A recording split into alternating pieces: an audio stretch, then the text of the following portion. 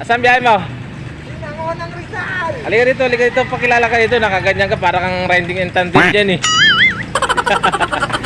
Oo. Hindi ka makilala. Hello. Ang rider natin na nagdi-delivery ng, anong dinideliver mo? Pinangon ng Rizal. Chicken. Crunch time. Manok. Bali ito yung dala. May box.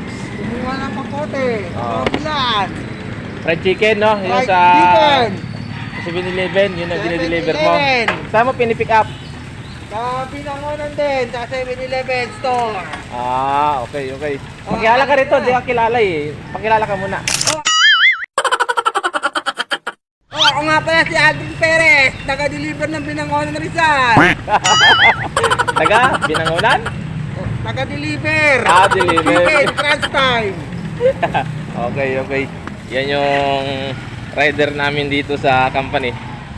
Nagde-deliver sila ng mga... sige, ingat. Nagde-deliver ng tong fried chicken sa, kung makikita nyo sa 7-Eleven, di ba, may binibintang fried chicken doon.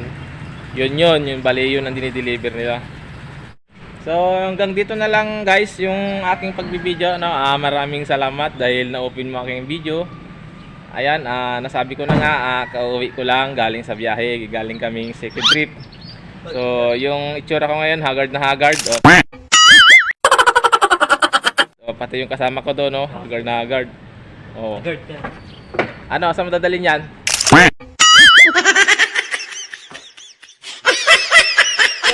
Sa gilid? Sige.